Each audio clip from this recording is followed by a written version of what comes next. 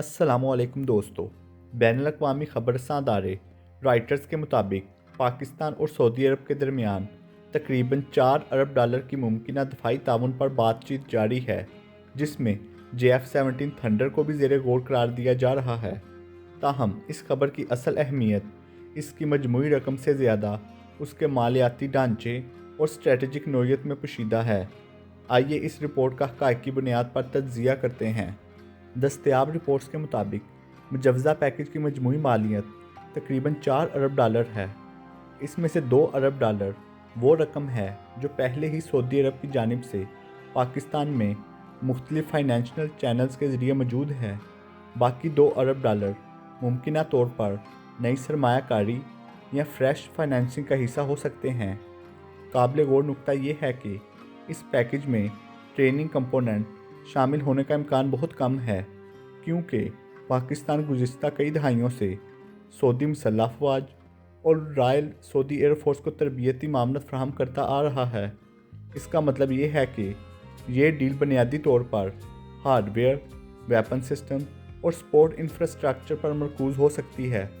اگر JF-17 واقعی اس package کا حصہ بنتا ہے تو چند نکات واضح ہو جاتے ہیں، یعنی JF-17 محض ایک فائٹر جیٹ نہیں بلکہ ایک scalable multi version plate form ہے۔ اس کا جدید ترین بلاک 3 ورژن، جدید ایسا ریڈار، طویل فاصلے تک مار کرنے والے BVR میزائل اور جدید الیکٹرونک وارفیئر اور سینسر فیوژن سے لیس ہے۔ $4 ارب کی مجموعی مالیت اس امر کی نشاندہی کرتی ہے کہ یہ محض محدود تعداد کے طیاروں کی خریداری نہیں بلکہ ایک لانگ ٹرم اور اسکیل پروگرام ہو سکتا ہے۔ یہاں ایک بنیادی سوال سامنے آتا ہے کہ کیا سعودی عرب صرف JF-17 پر اکتفا کرے گا؟ دفاعی اعتبار سے اس کا امکان کم دکھائی دیتا ہے۔ زیادہ حقیقت پسندانہ منظرنامہ یہ ہو سکتا ہے کہ اس پیکج میں شامل ہوں انمینڈ سسٹمز، خاص طور پر ریکونسینیشنز اور لوٹرنگ ڈرونز، ریڈار، ISR اور سرویلنس سسٹمز، مینٹیننس، سپیئرز اور لاجسٹیکل سپورٹ۔ مزید برآں، سعودی عرب کے ویژن 2030 کے تحت دفاعی پیداوار میں مقامی شراکت اور ٹیکنالوجی ٹرانسفر ایک کلیدی عنصر ہو سکتا ہے۔ اگر یہ تعاون عملی شکل اختیار کرتا ہے تو اس کے اثرات دو طرفہ ہوں گے۔ سعودی عرب کے لیے مغربی سپلائر اور انحصار میں ممکنہ کمی اور خطے میں آپریشنل فلیکسیبلٹی، پاکستان کے لیے دفاعی برآمدات میں نمایاں اضافہ، مقامی ڈیفنس انڈسٹری کی عالمی سطح پر ساکھ میں بہتری اور طویل مدتی اسٹریٹجک پارٹنرشپ کا فروغ۔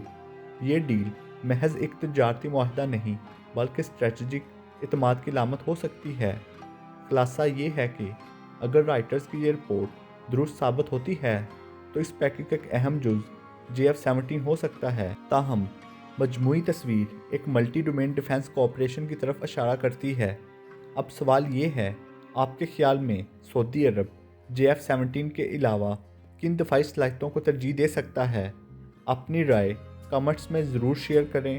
اگلی ویڈیو میں ہم اس معاملے کی ٹیکنیکل اور جیو پولیٹیکل پہلوؤں پر مزید تفصیل سے بات کریں گے۔ اللہ حافظ۔